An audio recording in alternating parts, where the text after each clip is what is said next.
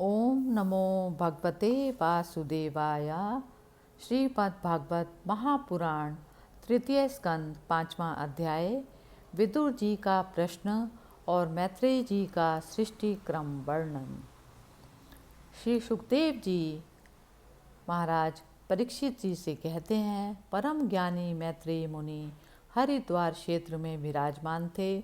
भगवत भक्ति से शुद्ध हुए हृदय वाले विदुर जी उनके पास जा पहुँचे और उनके साधी स्वभाव से आप्यायित होकर उन्होंने पूछा। विदुर जी ने कहा, भगवान, संसार में सब लोग सुख के लिए कर्म करते हैं, परंतु उनसे ना तो उन्हें सुख ही मिलता है और ना उनका दुख ही दूर होता है, बल्कि उससे भी उनके दुख की वृद्धि ही होती है। अतः इस विषय में क्या करना उचित है, यह आप मुझे कृपया करके बतलाइए।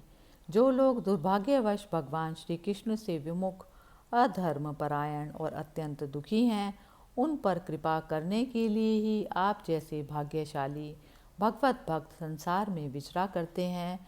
साधु शिरोमणि, आप मुझे उस शांतिप्रद साधन का उपदेश दीजिए जिसके अनुसार आराधना करने से भगवान अपने भक्तों के भक्तिपूत हृदय में आकर विराजमान हो जाते हैं और अपने स्वरूप का अपरोक्ष अनुभव कराने वाला सनातन ज्ञान प्राप्त करते हैं।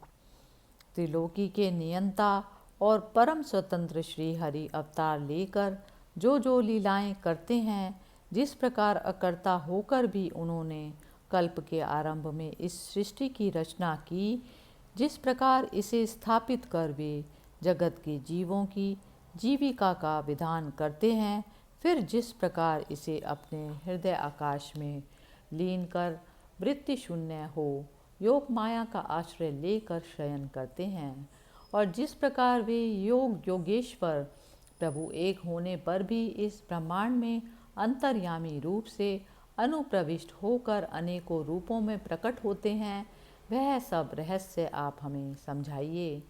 ब्राह्मण, गो और देवताओं के कल्याण के लिए जो अनेकों अवतार धारण करके लीला से ही नाना प्रकार के दिव्य कर्म करते हैं, वे भी हमें सुनाइए।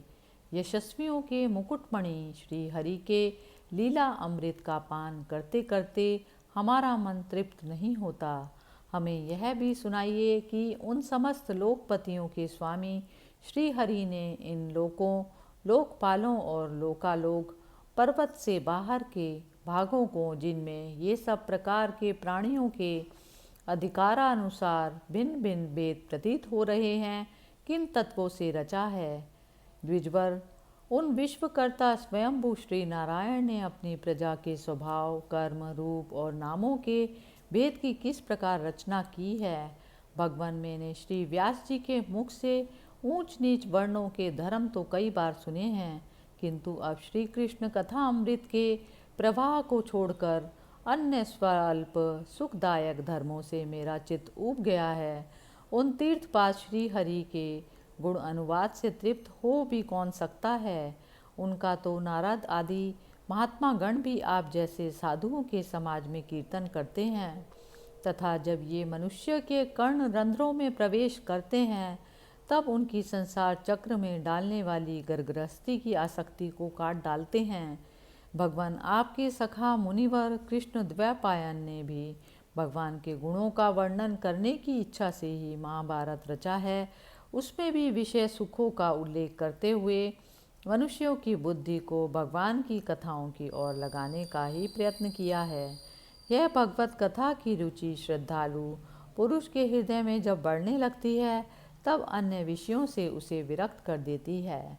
वह भगवत चरणों के निरंतर चिंतन से आत्ममगन हो जाता है और उस पुरुष के सभी दुखों का तत्काल अंत हो जाता है। मुझे तो उन शोचनीयों के भी शोचनीय अज्ञानी पुरुषों के लिए निरंतर खेद रहता है, जो अपने पिछले पापों के कारण श्री हरि की कथाओं से विमुख रहते हैं। काल भगवान उनके अमूल्य जीवन को काट रहे हैं और वे वाणी, देह और मन से व्यर्थ वाद विवाद, व्यर्थ चेष्टा और व्यर्थ चिंतन में लगे रहते हैं। मैत्रेय जी, आप दीनों पर कृपा करने वाले हैं, अतः भोरा जैसे फूलों में से रस निकाल लेता है उसी प्रकार इन लौकिक कथाओं में से इनकी सारभूता परम कल्याणकारी पवित्र कीर्ति श्री हरि की कथाएं छांट कर हमारे कल्याण के लिए सुनाइए। उन सर्वेश्वर ने संसार की उत्पत्ति, स्थिति और संहार करने के लिए अपनी माया शक्ति को स्वीकार कर रामकृष्ण आदि अवतारों के द्वारा जो अनेकों अलौकिक लीलाएं की हैं, वे सब मुझे सुनाइए। तब श्री सुखदेव जी परीक्षित जी से कहते हैं, जब विदुर जी ने जीवों के कल्याण के लिए इस प्रकार प्रश्न किया, तब तो मुनि श्रेष्ठ भगवान मैत्रेय जी ने उनकी बहुत बड़ाई करते हुए इस प्रकार यह वचन कहे। श्री मैत्रेय जी बोले, साधु स्वभाव विदुर जी, आपने सब जीवों पर अत्यंत अनुग्रह करके यह बड़ी अच्छी बात पूछी है। आपका चित्त तो सर्वदा श्री भगवान में ही लगा रहता है, इससे संसार में भी आपका बहुत सुयश फैलेगा। आप श्री व्यास जी के औरस पुत्र हैं, इसलिए आपके लिए यह कोई बड़ी बात नहीं है कि आप अनन्य भाव से सर्वेश्वर श्री हरि के ही आश्रित हो गए हैं। आप प्रजा को दंड देने वाले भगवान यम ही हैं। मांडव्य ऋषि का श्राप होने के कारण ही आपने श्री व्यास जी के वीर्य से उनके भाई विचित्र वीर्य की भोग पत्नी दासी के गर्भ से जन्म लिया।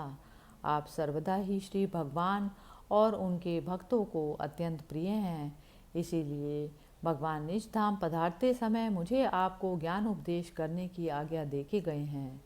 इसीलिए अब मैं जगत की उत्पत्ति, स्थिति और लय के लिए योग माया के द्वारा विस्तारित हुई भगवान की विभिन्न लीलाओं का क्रमशः वर्णन करता हूँ। सृष्टि रचना के पूर्व समस्त आत्माओं के आत्मा एक पूर्ण परमात्मा ही थे, ना दृष्टा था ना दृश्य। सृष्टि काल में अनेक वृत्तियों के भेद से जो अनेकता दिखाई पड़ती है, वह भी वही थे, क्योंकि उनकी इच्छा अकेले रहने की थी। वे ही दृष्टा होकर देखने लगे, परंतु उन्हें दृश्य दिखाई नहीं पड़ा, क्योंकि उस समय वे ही अद्वितीय रूप से प्रकाशित हो रहे थे। ऐसी अवस्था में वे अपने को असत के समान समझने लगे। वस्तुतः वे असत नहीं थे, क्योंकि उनकी शक्तियाँ ही सो गई थी, उनके ज्ञान का लोप नहीं हुआ था। यह दृष्टा और दृश्य का अनुसंधान करने वाली शक्ति ही कार्य कारण रूपा माया है। महाभाग विदुर जी, इस भावाभाव रूप अनिर्वचनीय माया के द्वारा ही भगवान ने इस विश्व का निर्माण किया। काल शक्ति से जब यह त्रिगुणमयी माया शोभ को प्राप्त हुई, तब उन इंद्रियातीत चिन्मय परमात्मा ने अपने अंश पुरुष रूप से उसमें चिदाभास रूप बीज स्थापित किया। तब काल की प्रेरणा से उस अव्यक्त माया से महतत्व प्रकट हुआ। वह मिथ्या ज्ञान का नाशक होने के कारण विज्ञान स्वरूप और अपने में सूक्ष्म रूप से स्थित प्रपंच की अभिव्यक्ति करने वाला था। फिर चिदाभास गुण और काल के अधीन उस महतत्व ने भगवान की दृष्टि पड़ने पर इस विश्व की रचना के लिए अपना रूपांतर किया। महतत्व के विकृत होने पर अहंकार की उत्पत्ति हुई, जो आदिभूत अध्यात्म आदिदेव रूप में होने के कारण भूत इंद्रिय और मन का कारण है। वह अहंकार सात्विक, राजस और तामस भेद से 3 प्रकार का है। अतः अहम तत्व में विकार होने पर वैकारिक अहंकार से मन और जिनमें विषयों का ज्ञान होता है, वे इंद्रियों के अधिष्ठाता देवता हुए। तेजस अहंकार से ज्ञानेंद्रियां और कर्मेंद्रियां हुई, और तामस अहंकार से सूक्ष्म भूतों का कारण शब्द तन्मात्र हुआ, और उससे दृष्टांत रूप आत्मा का बोध कराने वाला आकाश उत्पन्न हुआ। भगवान की दृष्टि जब आकाश पर पड़ी, तब उससे फिर काल, माया और चिदाभास के योग से स्पर्श तन्मात्र हुआ, और उसके विकृत होने पर उससे वायु की उत्पत्ति हुई। अत्यंत बलवान वायु ने आकाश के सहित विकृत होकर रूप तन्मात्र की रचना की, और उससे संसार का प्रकाशक तेज उत्पन्न हुआ। फिर परमात्मा की दृष्टि पड़ने पर वायु युक्त तेज ने काल, माया और चिदंश के योग से विकृत होकर रस तन्मात्र के कार्य जल को उत्पन्न किया। उसके बाद तेज से युक्त जलने वाले ब्रह्म का दृष्टिपात होने पर काल, माया और चिदंश के योग से गंध गुणमयी पृथ्वी को उत्पन्न किया गया। विदुर जी, इन आकाश आदि भूतों में से जो जो भूत पीछे पीछे उत्पन्न हुए हैं, उनमें क्रमशः अपने पूर्व भूतों के गुण भी अनुगत समझने चाहिए।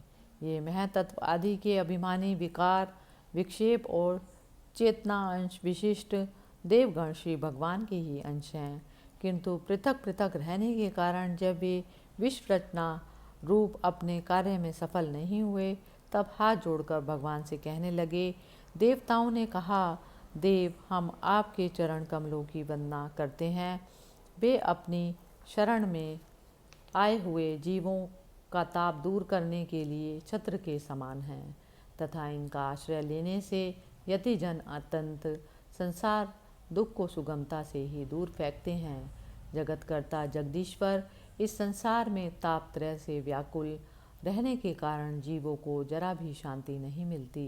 इसलिए भगवान, हम आपके चरणों की ज्ञानमयी छाया का आश्रय लेते हैं। मुनिजन एकांत में रहकर आपके मुख कमल का आश्रय लेने वाले वेद मंत्र रूप पक्षियों के द्वारा जिनका अनुसंधान करते रहते हैं तथा जो संपूर्ण पाप नाशिनी नदियों में श्रेष्ठ श्री गंगा जी के उद्गम स्थान हैं, आपके उन परम पावन पाद पद्मों का हम आश्रय लेते हैं। हम आपके चरण कमलों की उस चौकी का आश्रय लेते हैं जिसे भक्तजन श्रद्धा और श्रवण कीर्तन आदि रूप भक्ति से परिमार्जित अंतःकरण में धारण करके वैराग्य पुष्ट ज्ञान के द्वारा परम धीर हो जाते हैं। ईश, आप संसार की उत्पत्ति, स्थिति और संहार के लिए ही अवतार लेते हैं, अतः हम सब आपके उन चरण कमलों की शरण लेते हैं जो अपना स्मरण करवाने वाले भक्तजनों को अभय कर देते हैं। जिन पुरुषों का देह, गेह और उनसे संबंध रखने वाले अन्य तुच्छ पदार्थों में अहमता ममता का दृढ़ दुराग्रह है, उनके शरीर में आपके अंतर्यामी रूप से रहने पर भी जो अत्यंत दूर है, उन्हीं आपके चरणार बिंदों को हम भजते हैं।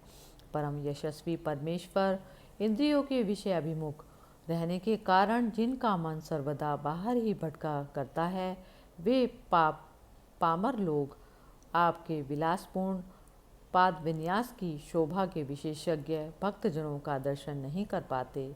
इसी से वे आपके चरणों से दूर रहते हैं। देव, आपके कथा अमृत का पान करने से उमड़ी हुई भक्ति के कारण जिनका अंतःकरण निर्मल हो गया, वे लोग वैराग्य ही जिसका सार है, ऐसा आत्मज्ञान प्राप्त करके अनायास ही आपके वैकुंठ धाम को चले जाते हैं। दूसरे धीर पुरुष चित्त निरोध रूप समाधि के बल से आपकी बलवती माया को जीतकर आप में ही लीन हो जाते हैं, पर उन्हें श्रम बहुत होता है, किंतु आपकी सेवा के मार्ग में कुछ भी कष्ट नहीं है। आदिदेव, आपने सृष्टि रचना की इच्छा से हमें त्रिगुणमय रचा है, इसीलिए विभिन्न स्वभाव वाले होने के कारण हम आपस में मिल नहीं पाते और इसी से आपकी क्रीड़ा के साधन रूप ब्रह्मांड की रचना करके उसे आपको समर्पित करने में असमर्थ हो रहे हैं।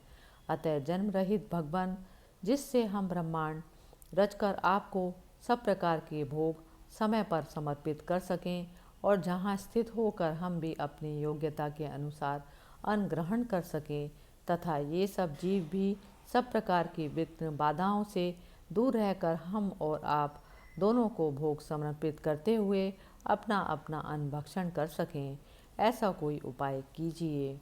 आप निर्विकार पुराण पुरुष ही अन्य कार्य वर्ग के सहित हम देवताओं के आदि कारण हैं। देव, पहले आप अजन्मा ही ने सत्व आदि गुण और जन्म आदि कर्मों की कारण रूपा माया शक्ति में चिदाभास रूप वीर्य स्थापित किया था। परमात्म देव, महतत्व आदि रूप हम देवगण जिस कार्य के लिए उत्पन्न हुए हैं, उसके संबंध में हम क्या करें। देव, हम पर आप ही अनुग्रह करने वाले हैं, इसलिए ब्रह्मांड रचना के लिए आप हमें क्रिया शक्ति के सहित अपनी ज्ञान शक्ति भी प्रदान कीजिए। इस प्रकार तृतीय स्कंद का 5वां अध्याय समाप्त हुआ। हरि ओम तत्सत।